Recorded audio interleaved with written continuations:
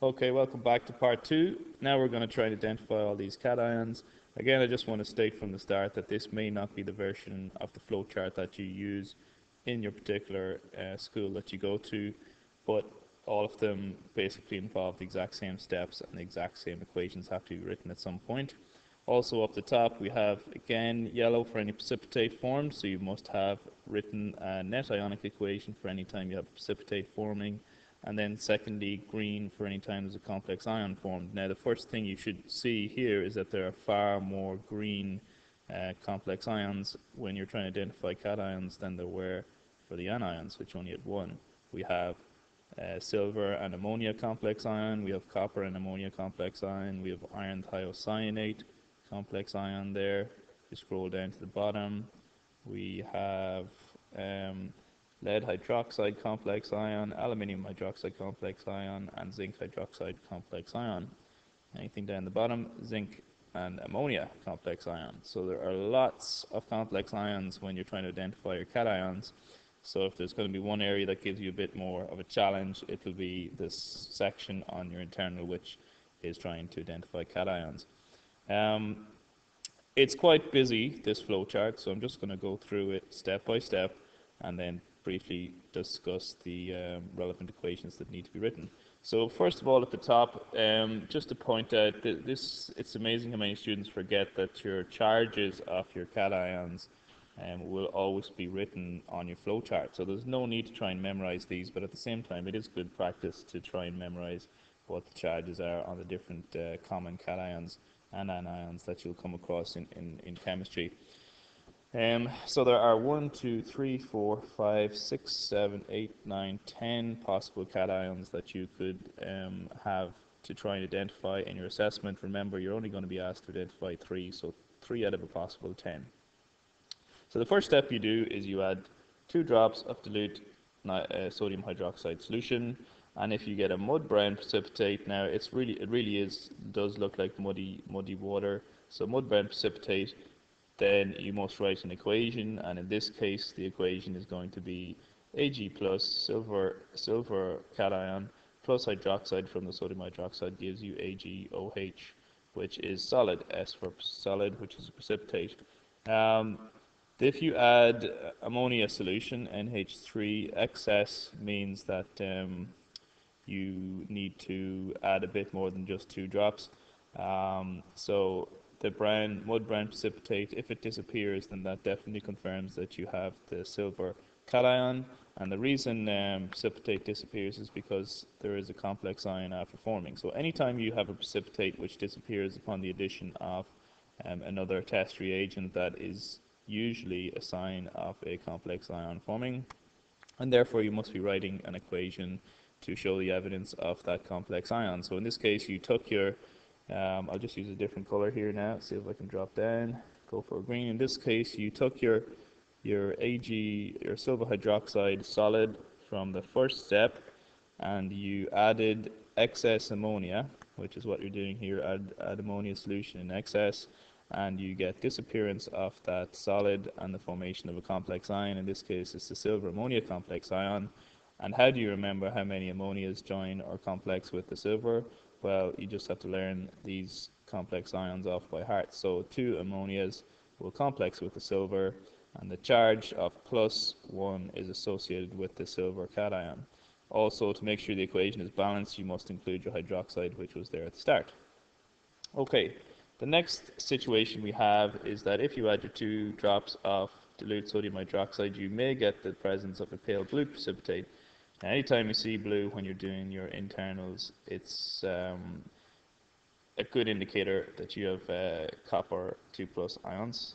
Okay, none of the other ions, cations or anions will give you a blue color when you do your observations. So you know you're on the right track, but you have to obviously write the equations and confirm this. So the first equation is copper plus hydroxide ions will give you copper hydroxide, which is a solid precipitate, pale blue precipitate. You get a new sample, so this means you go back to the start, get a new copper sample, add 2 drops of ammonia. Now when it says 2 drops, it's very important that you actually add 2 drops. Okay, so the first thing is when you add the 2 drops of ammonia, situation is that you're getting this first equation again. Now you might ask, where does the hydroxide come from in an NH3 solution? But you need to remember that it's NH3 aqueous, and the aqueous comes from water, so the water supplies the hydroxide ions in this case, and that joins with the copper initially to form copper hydroxide, which is your original pale blue precipitate again, and then you take that copper hydroxide and add excess ammonia. Okay, when you add the excess ammonia, the precipitate disappears, so this precipitate will disappear, and then you form a royal blue solution, which is your copper and ammonia complex, and in this case 4 ammonias will complex with 1 copper ion to form the copper ammonia complex. And to make sure it's balanced, you balance up your hydroxides as well. So for the identification of copper, you actually have to write 1, 2, 3 different equations to get excellence. Okay. Next up we have an orange precipitate, classic indicator that you have Fe3 plus, iron 3 plus ions present. And the equation for this, again, you've just added your 2 drops of hydroxide, sodium hydroxide, so in this case you have an iron hydroxide precipitate. To confirm that, you take a new sample, so remember, wash out your test tube, go get a new sample of your unknown, which you're guessing now at this stage is Fe3 plus. But to confirm that beyond doubt, you add 2 drops of thiocyanate.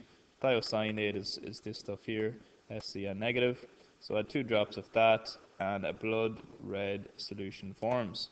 So your blood red solution is iron thiocyanate, cyanate is SCN negative, and then Fe3 plus SCN negative gives an overall charge of +2 on the complex ion. So iron 3 plus is not a difficult one to identify. A green precipitate is evidence of Fe2 plus, and in this case the equation is Fe2 plus 2 hydroxide ions gives you iron hydroxide, iron 2 hydroxide, which is also solid for precipitate. So we're coming down to some of the trickier or less obvious cations, and if you think about it, as teachers we want to challenge you guys in assessments, so you may get a couple of easier ones like copper, which are easy to figure out, but the tendency would be to try and focus on the trickier ones. Again, I don't write the assessments, I'm not going to suggest what would be on an assessment, but you definitely want to make sure that you're comfortable with the trickier aspects of any course that you study. Okay, so if you get no precipitate initially with 2 drops of sodium hydroxide, so remember you're adding 2 drops of NaOH here, and after 2 drops you get no precipitate, you know you're on the lines for either sodium or barium. Okay, if you add excess sodium hydroxide, so beyond the 2 drops, and you still get no precipitate, well then that means you have sodium ions. Whereas after excess sodium hydroxide, if you get a white precipitate, that is attributed to this equation here, so barium ions joining with hydroxide ions to form barium hydroxide, which is a white precipitate. And just to confirm that, if you get a new sample of your barium, your suspected barium, and add a few drops of dilute sulfuric acid, you will get your white precipitate, which is the classic barium plus sulfate to give you barium sulfate. And you probably remember that from trying to identify your anion, sulfate anion in part 1. So that indicates that you have barium identified. Now we're nearly at the bottom, nearly at the end. So the final possibility is that you may get a white precipitate. And a white precipitate could be any of 4. It could be lead 2 plus, aluminium 3 plus, zinc 2 plus, or magnesium 2 plus. So there's 4 possible precipitation equations that you could be writing here. Obviously you don't write the equation until you have done further confirmation steps, but the possibilities could be either lead plus hydroxide to give you lead hydroxide, zinc plus hydroxide to give you zinc hydroxide, aluminium hydroxide, or magnesium hydroxide. So four possibilities. You need to go a step further, add excess sodium hydroxide, so not 2 drops but excess. And if the precipitate disappears, you now have it narrowed down to lead, aluminium, or zinc. Whereas if the precipitate remains, then you know you have magnesium, and you can write an equation for that because there's still evidence of precipitate, which is still magnesium hydroxide, which is refusing to go away. But in any case, you've identified magnesium. So we're down to our last three now: lead, aluminium, or zinc. So you go get a new sample, wash out your test tube well, get a new sample, add a few drops of potassium iodide. If you get a yellow precipitate, that occurs when lead joins with iodide to form lead iodide, which is a very bright yellow, as bright as the yellow which is actually used in the highlighter on this page right now, and that has shown that you have lead 2 plus ions. Okay, this lead 2 plus can also, okay, so that's lead 2 plus identified. Right, if we go over, and after you've added a few drops of potassium iodide, if no precipitate forms, then you know you have aluminium or zinc, and then we just need to distinguish between aluminium or zinc. So you get a new sample one last time, add a few drops of ammonia solution initially, and a few drops of ammonia. White precipitate forms, then disappears in excess ammonia. That is for the presence of zinc 2 plus. So again, just as before, you get a white precipitate, which is zinc hydroxide. As I mentioned before, how do you get hydroxide ions when you're using ammonia? Well, you need to remember that it's aqueous ammonia, and the hydroxide comes from the water aspect there. So initially you get a white precipitate, which is zinc hydroxide, and then it disappears in excess ammonia because it's forming the zinc ammonia complex ion there. Make sure it's balanced, all the state symbols are correct. Whereas if you have aluminium and you add a few drops of ammonia, which will be aqueous ammonia, will make the aluminium hydroxide precipitate as before. But if you add excess ammonia, there is no further reaction, so no equation needs to be written there, and you distinguish between aluminium and zinc.